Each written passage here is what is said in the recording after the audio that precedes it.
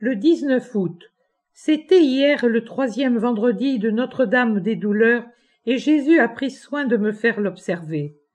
Devant la grande tristesse des souvenirs de ces jours, j'ai eu beau chercher désespérément Jésus, l'unique médecin de mes tristesses, il ne s'est pas laissé trouver.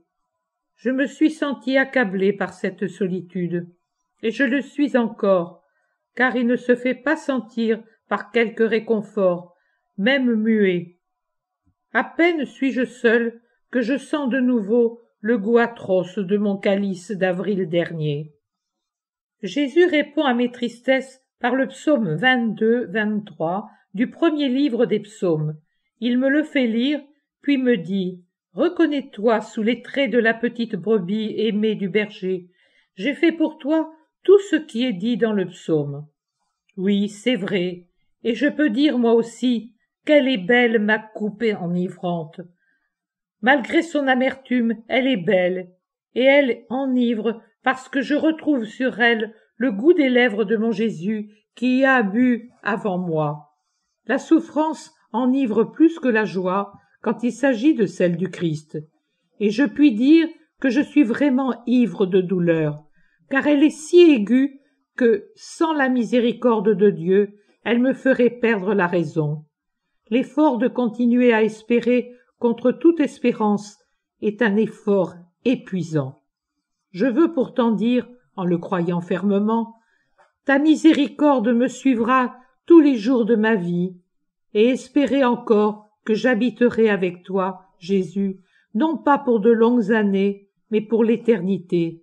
Mais dépêche-toi de venir me prendre, car cette passion est trop longue pour mes pauvres forces.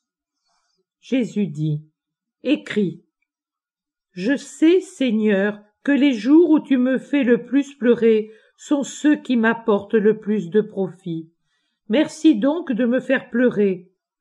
Je sais, Seigneur, que les jours où tu me fais le plus souffrir sont ceux où tu me donnes d'alléger le plus les souffrances des autres.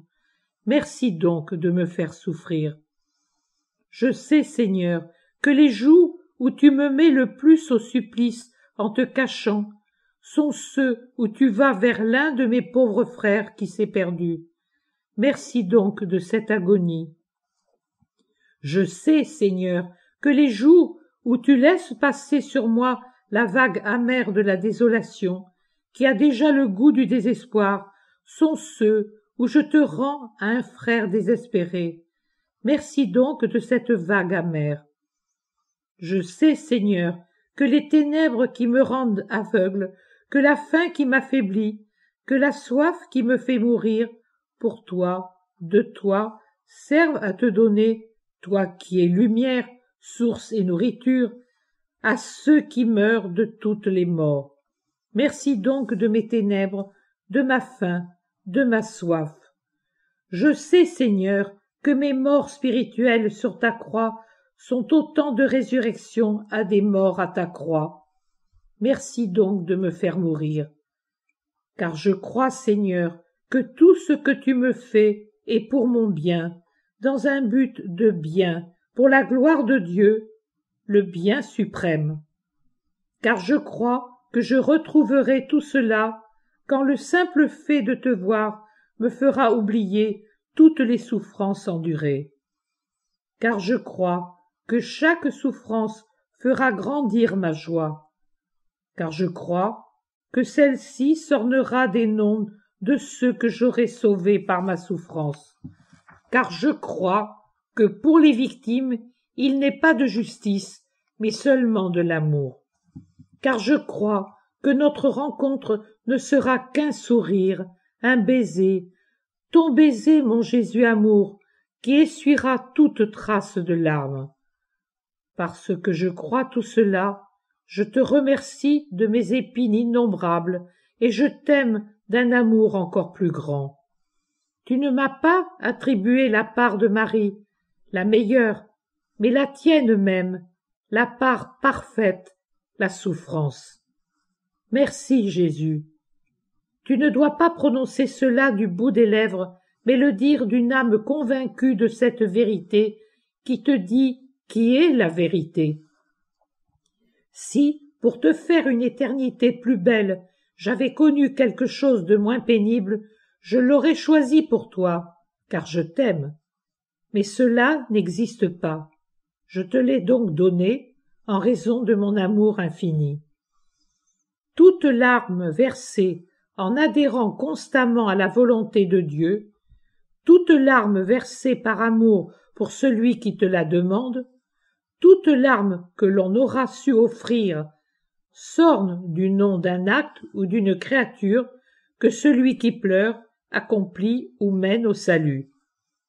Pleurer n'est pas un péché, c'est le tribut payé à notre condition. Je dis bien notre, car ton Dieu a été homme et a pleuré, tout comme Marie, qui était exempte de toute misère de par son immaculée conception, a pleuré. En tant que corédentrice, elle devait vivre la souffrance qu'elle n'aurait pourtant pas dû connaître. L'homme et la femme ont pleuré. Tu peux bien pleurer toi aussi, qui es certes une âme étroitement unie à Dieu, mais non pas divine ni immaculée. L'essentiel est de savoir pleurer sans que ces larmes ne deviennent péché, autrement dit sans acrimonie, et faire de ces larmes une monnaie qui puisse servir à racheter les esclaves que Satan tient enchaînés dans sa galère. Sauve, sauve, et n'aie pas peur, Dieu est avec toi.